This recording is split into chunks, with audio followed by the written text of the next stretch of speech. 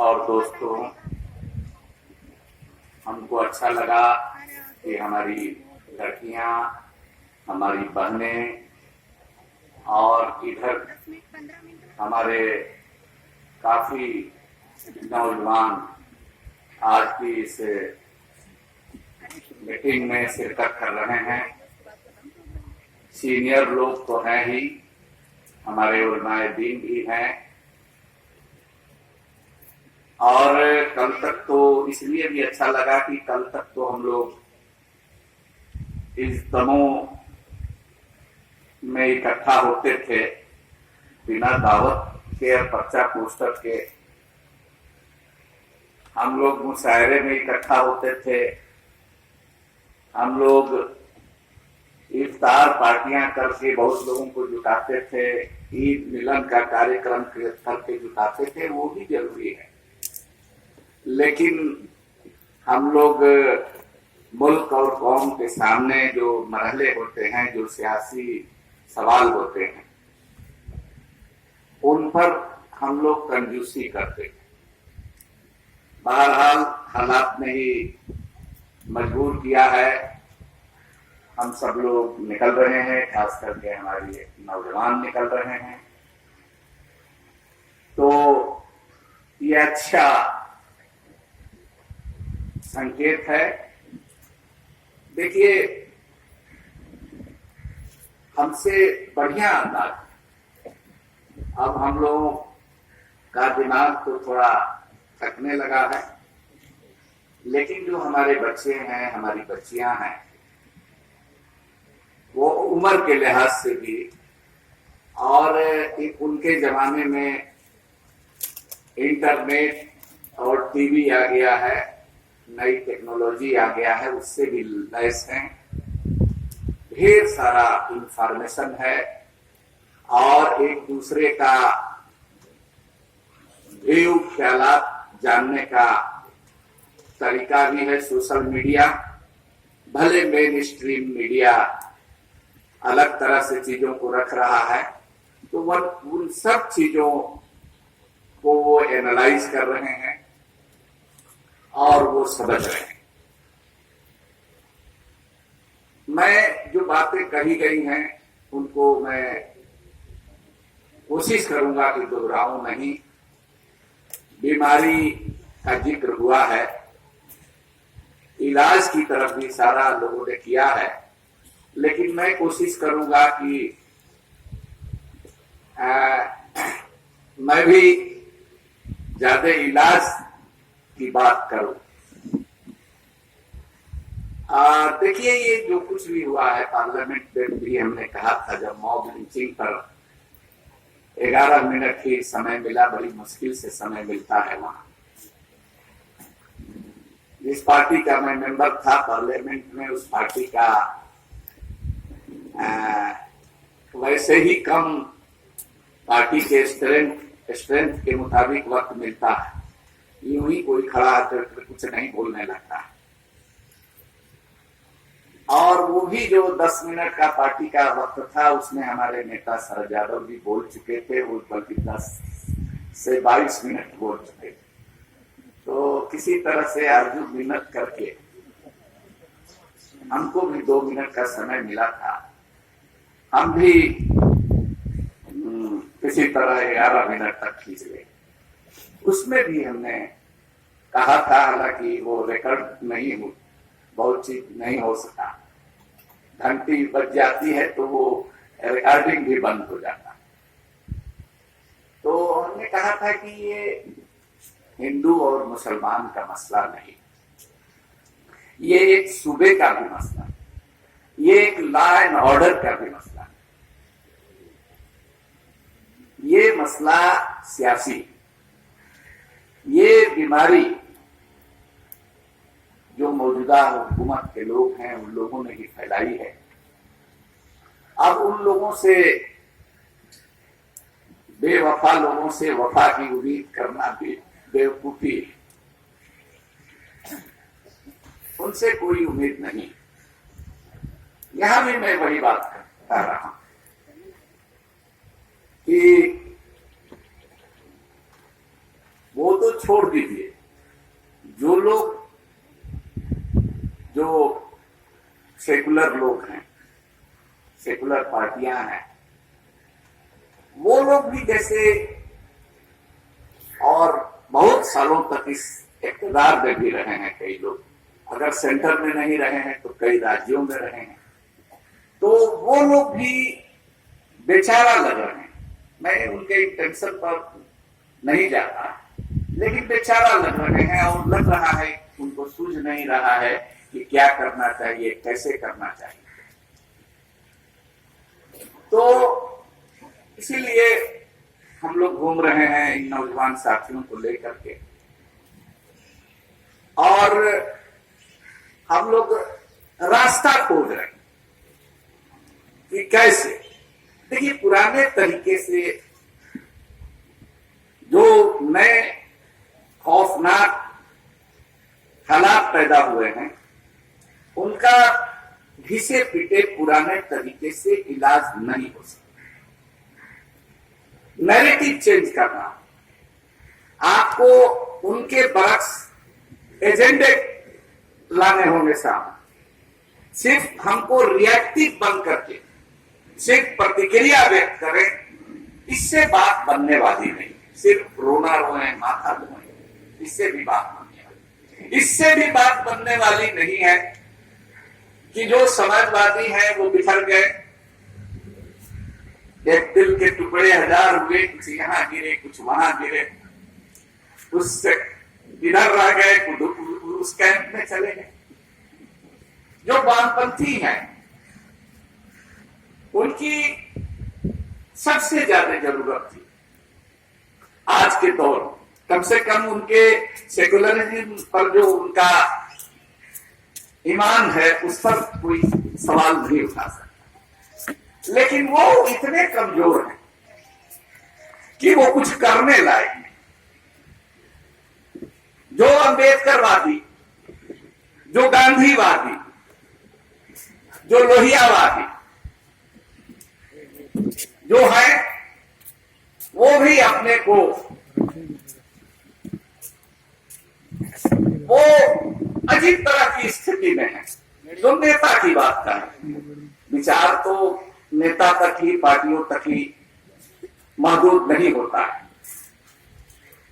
तो क्यों नहीं ऐसा किया जाए कि ऐसे तमाम लोगों के बीच जाया जाए और लोगों को इकट्ठा किया जाए, उनकी जेहमसाजी की जाए और तरीके का रणनीति लड़ाई की बदली जाए। हमारे डॉक्टर रतनलाल जी ने बहस को बहुत सही सिमत में आगे बढ़ाया। हम लोगों ने अपने साथी, उससे पहले अपने छोटे भाई उमर खालिद,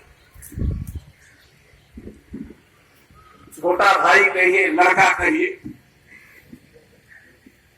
उसको हम लोगों ने सुना, अच्छा लगता।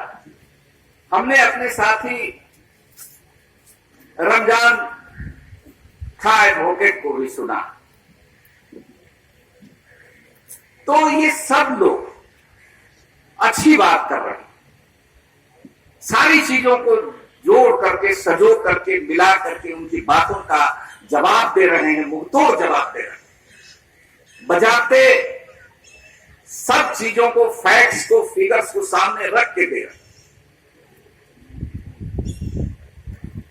लेकिन हम इन सब लोगों से ये कहेंगे कि एक बात नदीम साहब ने अभी कही, उन्होंने बताया है कि 2500 लोग करीब पिछले 3 साल में इस देश में गटर में, जहां जहरीली गैस निकलती है, आदमी का पेशाब और पैखाना जिससे बहता है, उसमें उसकी सफाई करते हुए, निकालते हुए वो लोग मर गए।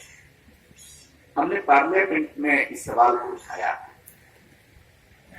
0 आवर। 3 मिनट।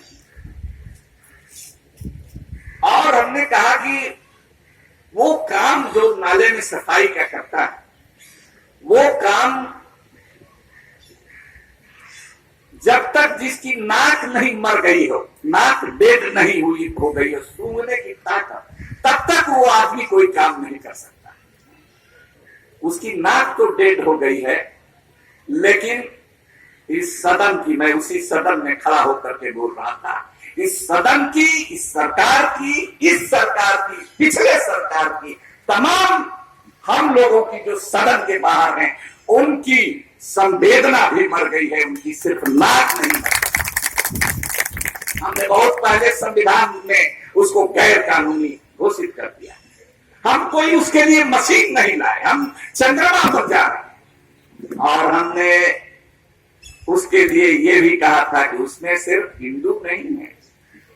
हमने उठाया था वो बगल में गुड़गांव में 4 लोग मरे थे, उसमें तो हिंदू भाई। लेकिन हमने कहा था कि अगर हिंदू का उसमें हलखोर मरता है तो मुसलमान का हलाल खोर भी मरता है। ये काम मुसलमान लोग भी करते हैं। कहीं उनको हेला कहा जाता है, कहीं उनको वलैया कहा जाता है, कहीं उनको हलाल खोर कहा जाता है, कहीं उनको जमादार कहा जाता है।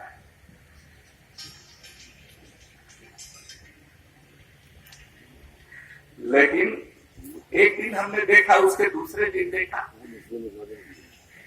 कि एक हिंदी अखबार में उस पर एदारिया लिखा, अपना संपादकीय लिखा 20 तारीख को, आप देख लीजिएगा। पंजाब केसरी का की बात नहीं कर रहा कि ये सवाल उठा पार्लियामेंट, काश कोई हमारे उर्दू अखबार वाले भी उस पर एदारिया लिखे होते। उस पर छोड़ दीजिए हमारी बात, उस पर अलग से कोई डाटा और फिगर देके, सर्वे दे करके ये बात कहे होते। मैं उनकी नीयत पर नहीं जा रहा, मैं ये कह रहा हूं कि हमको अपने अंदर भी झांक करके देखना होगा।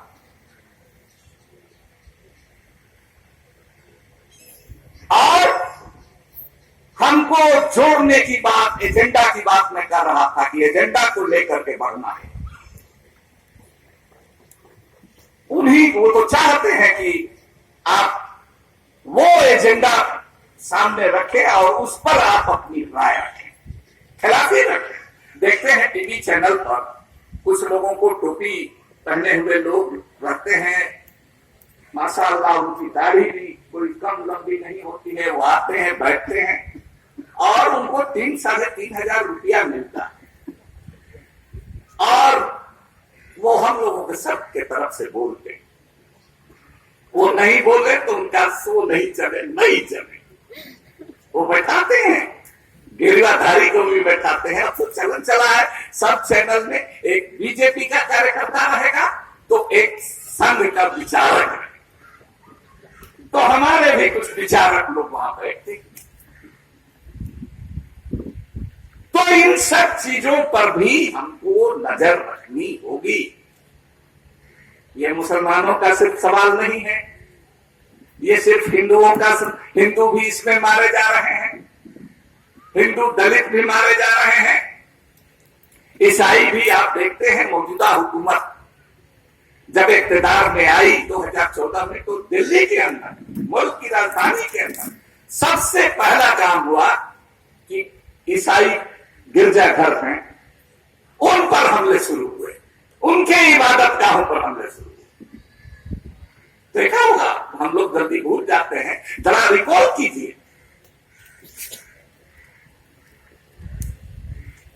संयोग से उसी समय जिस अमेरिका में यहाँ के प्राइम मिनिस्टर जो भी हैं, उनको वीजा नहीं दिया था अमेरिका आने के लिए, उनको फौरन वीजा मुहैया कराया और खुद इसकी दावत देने के लिए उस समय के प्रेसिडेंट ओबामा साहब तशरीफ लाए। रहते भी ये सब घटनाएं हो रही थी।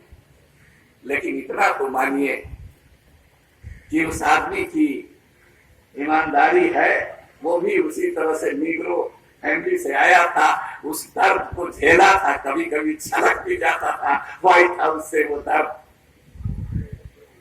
उस आदमी ने यहां रहते भी उस पर रिएक्ट किया और वहां जाकर के वहां के पार्लियामेंट में भी से भी रिएक्ट करवाया। इसका असर हुआ। आप याद कीजिए, उसके बाद रुक गया। किसी हमारे लोग जो हमको तेल से मालामाल करते हैं, उन लोगों की क्या प्रतिक्रिया, वो लोग कितना असर रखते हैं, वो लोग क्यों नहीं हमारे भी इबादत गाह जलाए जाते हैं, हमारे लोगों को जिंदा जलाया जाता, मारा जाता, वो लोग उन लोगों को भी देखा। तो सवाल यह है कि हम लोगों को जब हम ऐसे दौर में गुजर गए हैं जहां चारों तरफ एक खौफ का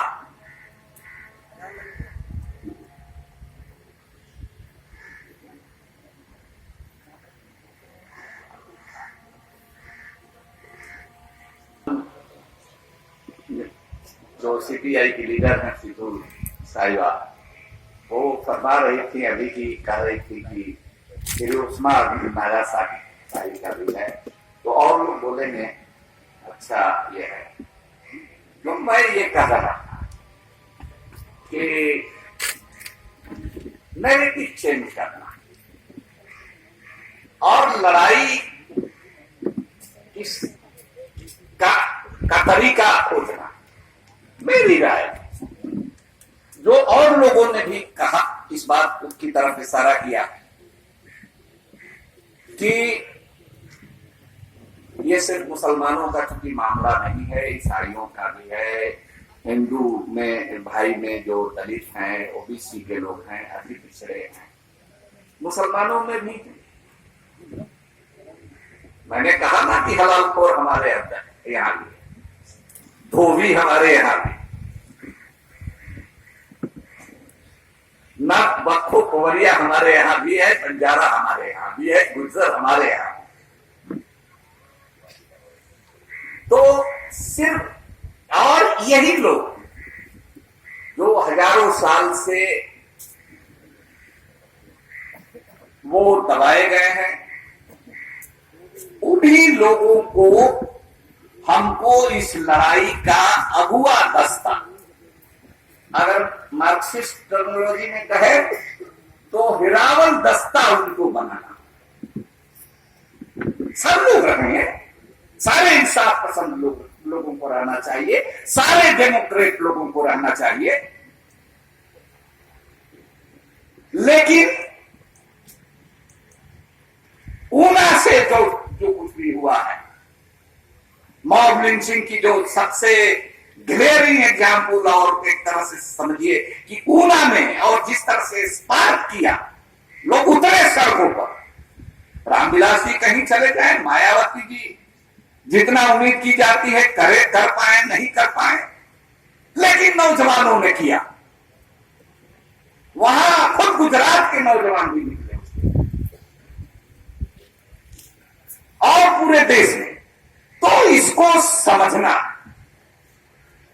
कि इन लोगों को अगुआ बनाना, आगे रखना, सिर्फ वचन से नहीं, सिर्फ जुबान से नहीं, दिल से इनकी क़यादत को मजबूत करना है, इनको इनके साथ खड़ा होना, तभी बात बनने वाली है। ठीक कहा रतनलाल जी ने कि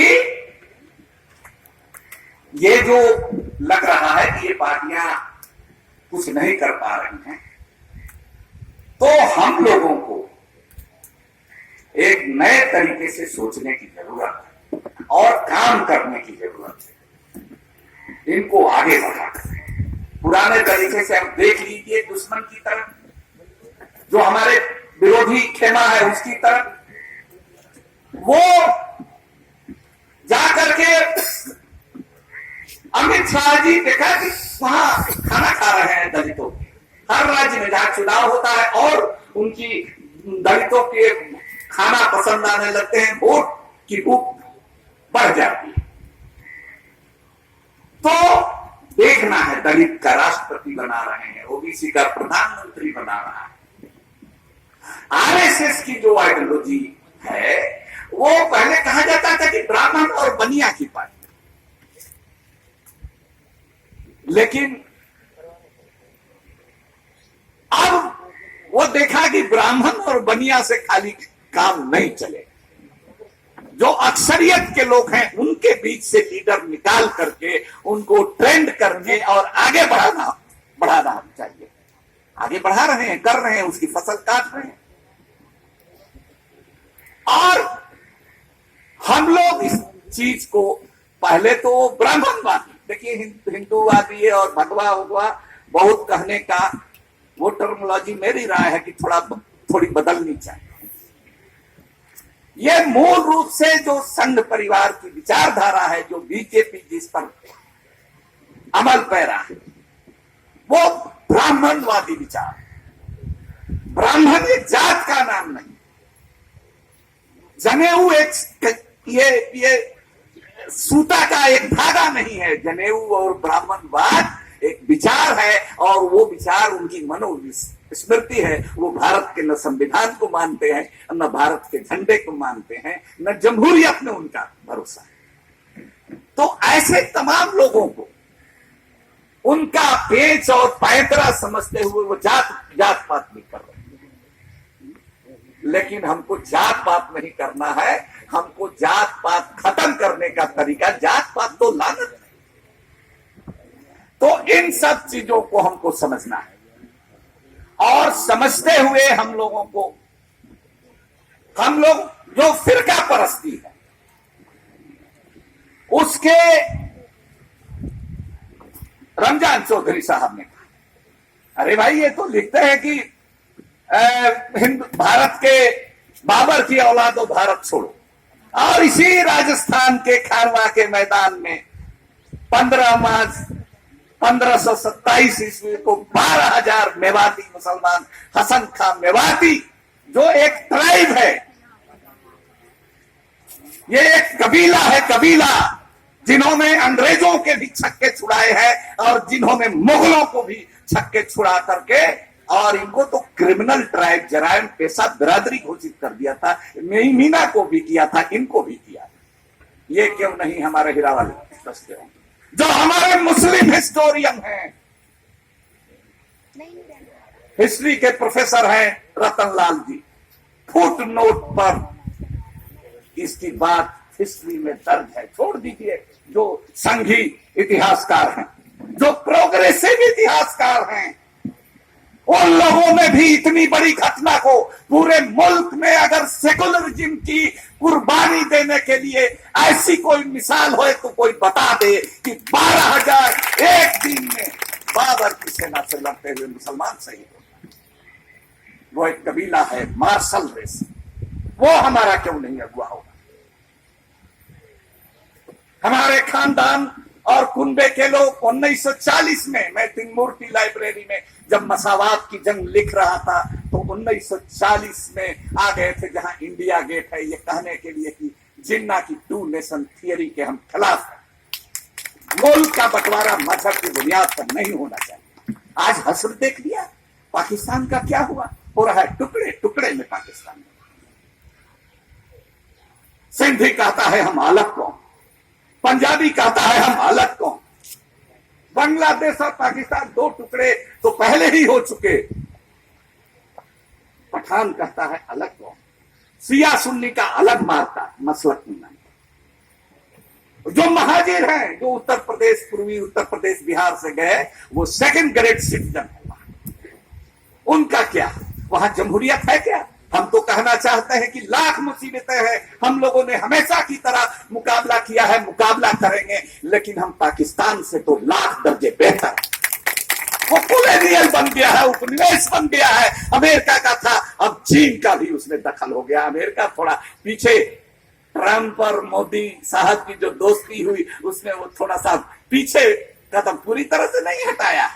गुलाम है वो, फौजी तानाशाही। मुगलिया सल्तनत की बात की जाती है, हम क्यों फक्र करते हैं लाल किले पर और ताजमहल पर? कहते हैं, आस्तीन चढ़ाते हैं कि 750 साल मुसलमानों की हुकूमत रही। अरे नवाबों की हुकूमत रही है, जमींदारों की हुकूमत रही है, मुगलों की हुकूमत रही है। हम जो हिंदुस्तानी मुसलमान हैं, हम कहना चाहते हैं भाइयों, माइनॉरिटी सिंड्रोम से बाहर निकलो। वो तुम्हारे लिए फक्र की बात नहीं है। उन्होंने कोई यूनिवर्सिटी और कॉलेज नहीं खोला। उस समय भी हमारे लोगों की यही हालत थी, जो गरीब गुरबा थे हमारा। उस समय भी हलाल खोर वही महिला साफ कर रहा था, हमारा धोबी वही कपड़ा साफ कर रहा था, हमारा कपड़ा बेचने वाला, सब्जी बेचने वाला, अंडा बेच रहा, उनकी हालत में कोई सुधार नहीं। उनको पढ़ाने लिखाने का कोई यूनिवर्सिटी बना करके नहीं हुआ। इस बात को भी समझना होगा। नहीं तो सिर्फ मुसलमानों का भी उन्होंने कुछ भला किया होता, इन मुस्लिम बादशाहों ने, तो इतनी आसानी से अंग्रेज कितनी फौज लेकर के आए थे, ये बताएंगे हिस्ट्री के जानने वाले। तो अपनी कमजोरियों को जब लड़ाई होता है तो घर को भी दुरुस्त करना होगा। अब तब लड़ाई जमेगी, तब लड़ाई जमेगी। और जिनके दुख और तकलीफ और दर्द हमसे मिलते जुलते हैं, वो हमारे दलित भाई, हमारे पिछड़े भाई, हमारे ओबीसी के लोग, वो उनसे हमारा एक दर्द का रिश्ता होता है। और दोस्तों, दर्द का रिश्ता दुनिया में सारे रिश्तों से बड़ा होता है। इसलिए मजहब का सवाल मत बनाइए। हमारे कुछ नेता कह रहे हैं, यहां तो सबका क्लियर है, लेकिन हमारे कुछ नेता बैठते हैं दिल्ली 6 में, अक्सरियतवादी है, कुछ कुछ बोलते रहते हैं। मस्जिद के मेंबर पर भी खड़ा होकर के कुछ कुछ बोल देते हैं। कोई ओल्ड हैदराबाद सिटी से बोल देता है, कोई रामपुर से बोल देता है, ऐसी बात बोल देता है कि उन्हीं को घुमाते रहता है टीवी वाला, और समझ सब मुसलमानों का नुमाइंदा समझ गए। लेकिन जो 40 में आए थे, 40,000 हमारे खानदान के लोग कोई सब्सिडी मांगने के लिए नहीं आए थे कि हम सूता पर सब्सिडी दे दो। वो कहने के लिए आए थे कि मुल्क का बंटवारा मजहब की बुनियाद पर मत करो। वो गरीब लोग थे, वो रजील लोग समझे जाने वाले अपने समाज में थे उस समय। उन लोगों ने कहा था, ऐसे लोगों को चुन चुन करके लाना होगा, तभी ये लड़ाई जमेगी। इस सोच के साथ, इस फिक्र के साथ माइनॉरिटी सिंड्रोम से बाहर निकलना होगा। अरे भाई, माइनॉरिटी जब ही कहते हैं अकलियत, कहते कहते अकलियत अकलियत हमको कम अकला बना दिया। अरे हम तो मेजॉरिटी के लोग हैं। अगर मिल जाए हम लोग अपने खमख्याल लोगों से, हम दर्द लोगों से अपने दर्द का रिश्ता हम जोड़ ले, तो हम अक्सरियत के लोग हैं। हम इस देश के मूल निवासी हैं, हम इस देश के बहुजन हैं। ये जुगाड़ करो। यूं मुंह से नहीं, दलित मुस्लिम एकता, यूं जुड़ो दूध पानी की तरह से मिल करके। एक यही उम्मीद है। पार्टियों बहुत जोड़ तोड़ देखा। क्या आप समझते हैं? चौटाला साहब भी जाने वाले हैं एनडीए में, सुना है। अखिलेश जी का और मायावती जी का अगर वोट पिछले चुनाव में अगर एक हो गए, 300 से ज्यादा सीट जीते होंगे, नहीं हुआ, क्या गारंटी है कि अगले चुनाव में? तो इस तरह के जोड़ तोड़ पर नहीं, सियासी सामाजिक जोड़ तोड़ से वो हमको तोड़ रहे हैं। और उसी का काट समाज में ही होता है। ये जानवर भी समझते हैं, एक बिल्ली भी, एक कुत्ता भी, जंगल में रहने वाला, जिनको कोई सरकारी डॉक्टर और हॉस्पिटल में नहीं ले जाता, वो भी जानता है कि हमारा पेट फूलेगा, हमारा मुंह कहेगा, तो कहां हम लेटेंगे, कहां का पानी पिएंगे, कब तक खाएंगे, वो अपना इलाज ढूंढ लेता। हम तो फिर भी इंसान। अब क्या रहा, दाढ़ी देख करके, टोपी देख करके, खींच करके मार रहे हैं। जरा सा निकले हमारे ये नौजवान हैं, हम तो 1967 में स्कूल से, यही राजस्थान से गए हुए राजा हैं डुमराव महाराजा ठाकुर कमल सिंह जी। 1967 में हमको स्कूल से एक पर्चा छपवाने के लिए निकाला था। बाद में संबित सरकार बन गई तो किसी तरह से मैं पढ़ चुका और दर्जनों बार स्कूल से निकाला। उस समय तो इस यहाँ कई लोग हैं जिनकी पैदाइश भी नहीं होगी, लेकिन हमें फक्र है कि ये बच्चे जो हैं, ये बच्चियां हैं, हमसे ज्यादा जहीन हैं, तेज हैं, इनको ज्यादा इंफॉर्मेशन, इनको एक बैंक है इनके सामने। ये इंशाल्लाह नाउमीदी कुफ्र है, नाउमीदी कुफ्र है। हमको नाउमीद नहीं होना चाहिए, हौसले से बहुत बड़ी बड़ी लड़ाइयां लड़ती है, लंबी लंबी कतारों से सब नहीं होता है। अगर एक भाई की तरह हिंदू, मुसलमान, सिख, ईसाई सारे लोग हम लोग निकल जाएंगे तो इंशाल्लाह कामयाबी मिलेगी। बहुत बहुत शुक्रिया।